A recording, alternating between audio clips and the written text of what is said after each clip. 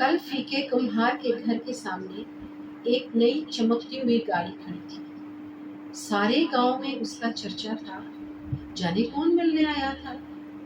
میں جانتا تھا فیکا پہلی فرصت میں آ کر مجھے سارا ماجرا ضرور سنائے گا۔ وہی ہوا، شام کو ڈیرے پر آ کر بیٹھا ہی تھا کہ فیکا چلا آیا۔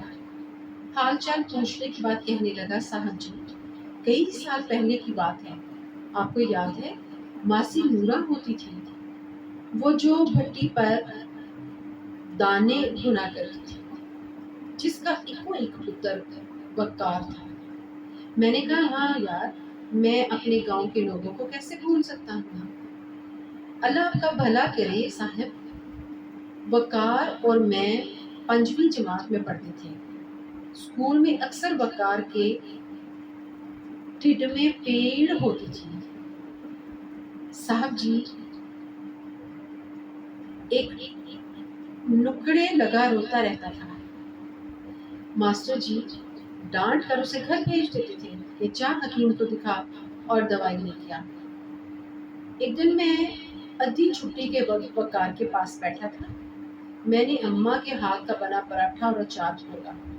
صاحب جی، آج بھی میں جب کبھی بہت بھوک لگتی ہے نا، تو سب سے پہلے اماں کے ہاتھ کا بنا پراٹھا ہی یاد کرتا ہوں، اور سارے پیٹ میں اس پراٹھے کی خوشبو پھیل جاتی تھی۔ پتہ نہیں صاحب جی اماں کے ہاتھ میں کیا جادو تھا۔ صاحب جی، وقار نے پراٹھے کی طرف دیکھا اور نظریں پھیر لی۔ اس ایک نظر نے اس کے پیڑ کے سارے راز کھول دیے۔ میں نے زندگی میں پہلی بار کسی کی آنکھوں میں آندروں کو بھوک سے بلکتے دیکھا۔ صاحب جی، وقار کی فاقوں سے لوستی آندریں آنسوؤں کے سامنے ہاتھ جوڑے بیٹھی تھی، جیسے کہتی ہوں، ایک اتھرو بھی گرا تو بھرم ٹوٹ جائے گا۔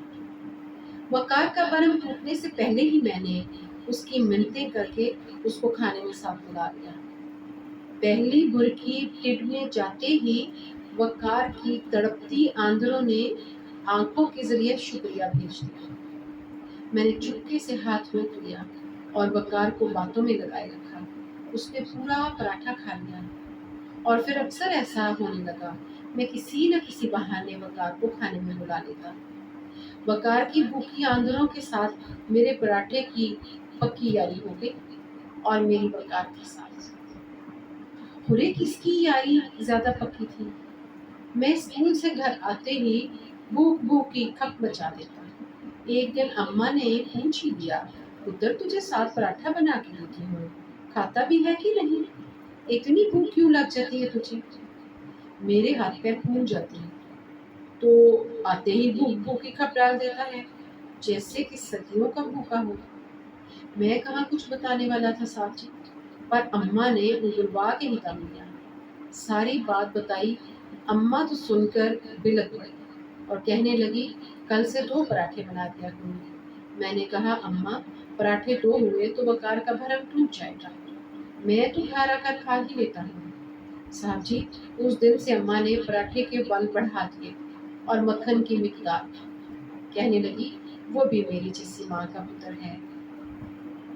ممتا تو وکری وکری نہیں ہوتی تھی کہ مائیں وقو وق ہوئی تو کیا ہوا۔ میں سوچ میں پڑ گئی۔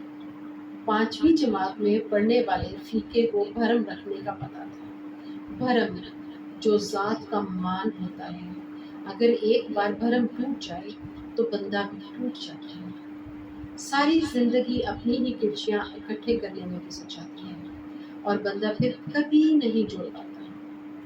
فیکے کو 5ویں جماعت سے ہی بھرم رکھنے آتے تھے، اس سے آگے تو وہ پڑھ ہی نہیں سکا تھا، اور میں پڑھا لکھا اعلیٰ تعلیم یافتہ، مجھے کسی اسکول نے بھرم رکھنا سکھایا ہی نہیں تھا۔ صاحب جی، اس کے بعد اماں بہانے سے وقار کے گھر جانے لگی۔ دیکھ نورا، ساگ بنایا ہے، چکھ کر بتا کیسا بنا ہے۔ وقار کی اماں کو پتہ بھی نہ چلتا اور ان کا ایک ٹنگ ٹک جاتا۔ صاحب جی، وقار کو پڑھنے کا بہت شوق تھا۔ پھر اماں نے مامے سے کہہ کر ماسی نورا کو شہر میں کسی کے گھر کام پر لگوا دیا۔ تنخواہ وقار کی پڑھائی اور 2 وقت کی روٹی طے ہوئی۔ माँ की जिंदगी तक मासी नूरा से रब्ता रहा। अम्मा की जाने के चंद माह बाद ही मासी भी गुजर गई। उसके बाद राब्ता ही कट गया। कल वकार आया था, वलायत में रहता है जी, वापिस आते ही मिलने चला आया।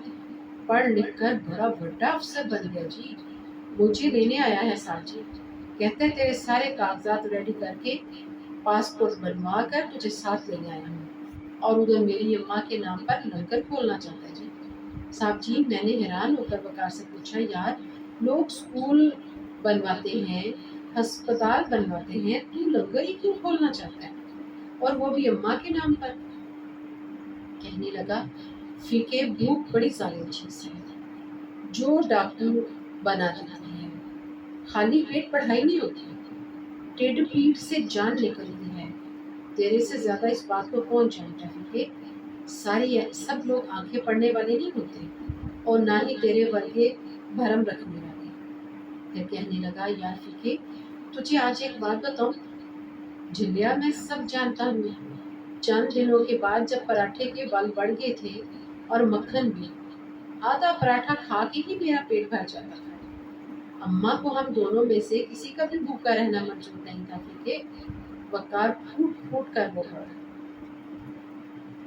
अम्मा यहाँ भी बाजी ले गई साहब जी, और मैं भी इस सोच में डूब गया कि लूसती आंदरों और पराठे की जाली ज्यादा पकी थी या फीकी और बकार की। भरम की बुनियाद पर कायम होने वाले रिश्ते कभी टूटा नहीं करते। फीका कह रहा था, मुझे अम्मा की वो बात आज भी याद है साहब जी। उसने कहा था, ममता तो बकरी बकरी नहीं होती फीके, माए वक्को वक हुई तो क्या हुआ। भरम भी तो है जो रिश्ते और दोस्तियां कायम रखता है।